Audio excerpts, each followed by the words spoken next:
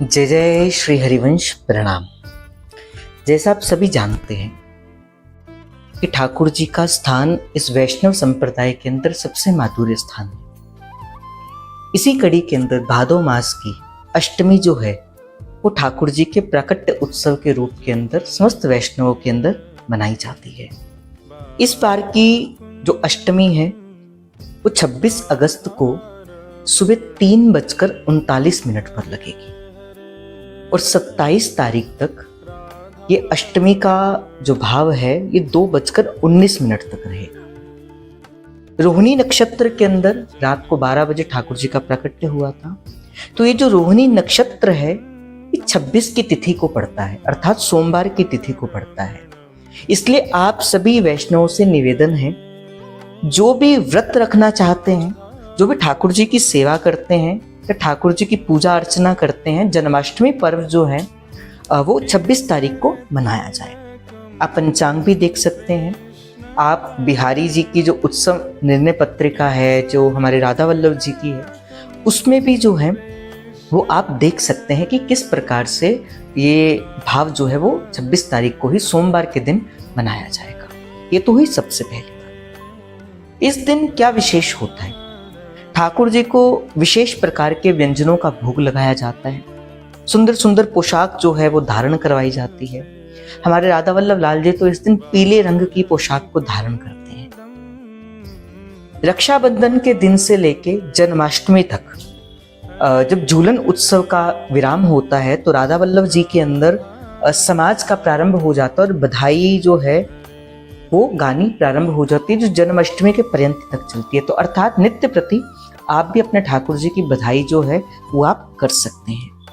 तो सुंदर सुंदर प्रकार से व्यंजनों से, सुंदर सुंदर प्रकार के सुंदर वस्त्रों से डेकोरेशन करके और सुंदर सुंदर रागों से भी आप ठाकुर जी का ये सुंदर उत्सव जो है वो मना सकते हैं।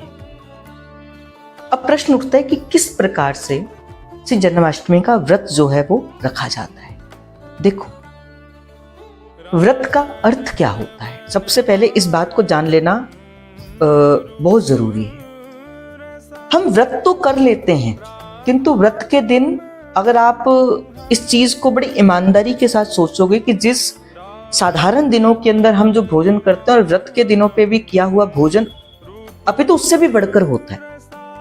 ये आप खुद आप अपनी ईमानदारी के साथ इस चीज को करें। उपवास, व्रत का एक नाम कहा गया उपवास, अर्थात जैसा आप जी रहे हो उससे बढ़कर जीना ठाकुर जी की प्रसन्नता के लिए। जैसे मैं आपको कहूं कि व्रत किसके लिए होता है? अपने आप को तपाने के लिए होता है, ताकि शरीर के अंदर कुछ तपन जागृत हो। क्योंकि अन्न के अपने कुछ दोष होते हैं। अन्न खाने से आलस्य होता है, भजन कम होता है। तो संतों रसिकों ने कहा कि एक तो थोड़ा अपने आप को तपाया जाए, इस कारण से जो है वो व्रत की महिमा कही गई। इसलिए हो सके तो ये जन्माष्टमी का जो उत्सव है, इसका जो व्रत जो जन रखते हैं उनके लिए मैं कह रहा हूं, हो सके तो निराहार ही ये व्रत जो है कुछ नहीं खाना इस दिन। हाँ, शरीर अलाउड नहीं करता, कई बार कुछ दवाई खानी होती है, बुखार है या शरीर नहीं अलाउड करता तो फलाहार ले सकते हैं, किंतु कैसे? बोले थोड़ी क्वांटिटी। किंतु क्या देखा गया, ब्रेकफास्ट की जगह पे भी हम आलू खाएंगे, दोपहर को भोजन की जगह के भी कुछ ना कुछ बनाकर खाएंगे और रात को भी कुछ ना कुछ बनाकर खाएंगे, तो ये व्रत नहीं हुआ। 3 समय का भोजन तो आपने खा ही लिया, फल भी खा लिए, सब कुछ खा लिया, तो ये व्रत कहीं का हो। दूसरा, मैं आपको एक साइंटिफिक कारण भी बताता हूं इस चीज को। अगर मैं आपसे कहूं, देखो, आप सुबह ब्रेकफास्ट करते हो, दोपहर को लंच करते हो, रात को जो है वो आप डिनर करते हो। ये मैं आपकी लैंग्वेज के अंदर बोल रहा हूँ, राजभोग और बयारू या बाल भोग नहीं कहा मैंने, इस हिसाब से कहा। अब देखो, मैं आपको एक छोटी सी एग्जांपल देता हूँ, क्योंकि मैं इसको साइंटिफिक तरीके से भी प्रूव करने का कोशिश करूंगा, ताकि आप इस चीज को समझ पाए।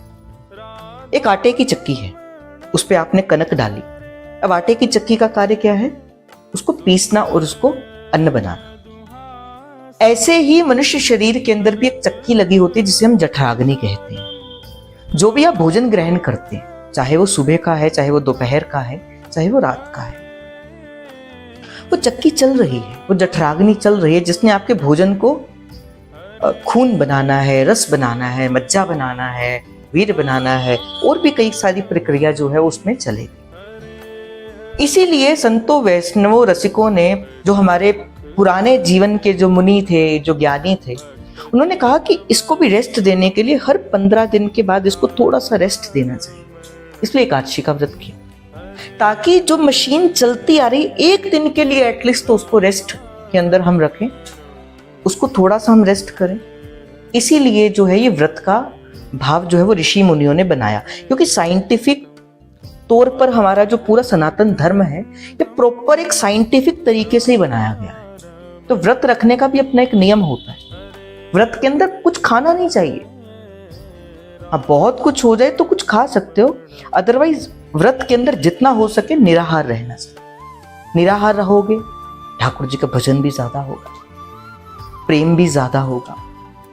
और एक बात मैं आपको और बता दूं, निराहार रहने से आपको स्फूर्ति भी अधिक रहेगी। और अगर आप नाम जप करोगे तो मैं बड़े दावे के साथ कह सकता हूं, अनुभव के रूप के अंदर कह सकता हूं, जो दावे के साथ जो श्री जी को प्रसन्नता के लिए व्रत रखते हैं, उनको भूख की इच्छा भी नहीं होती। उनको फिर इच्छा नहीं होती कि मैं किसी प्रकार का भोजन भी ग्रहण करूं। इसीलिए आप सबको जन्माष्टमी पर्व की बधाई हो। 26 तारीख को, 26 अगस्त को सोमवार वाले दिन ही जन्माष्टमी का पर्व जो है समस्त वैष्णवों के पास मनाया जाएगा। सुंदर सुंदर राग के साथ, सुंदर सुंदर भोग के साथ आप ठाकुर जी की सेवा करिए। हो सके तो इस वीडियो को ज़्यादा से ज़्यादा और जनों के साथ भी शेयर करें, ताकि सभी जन जान पाएं कि कब जो है वो जन्माष्टमी का व्रत होगा और इसके व्रत को रखने की क्या विधि है। अन्न का निषेध है इस व्रत के अंदर। आप कोई अन्न नहीं खा सकते हैं, कोई रोटी इसमें नहीं खाई जाती। अगर बहुत मन करे तो आलू खा सकते हैं, फल खा सकते हैं, या व्रत के आटे की जो रोटी होती है या पकोड़े होते हैं वो खा सकते हैं। किंतु मेरा अपना ये पर्सनल ओपिनियन है कि आप उसको भी इग्नोर करिए और श्री जी का नाम जप करिए। राधे राधे। श्री हरिवंश प्रणाम।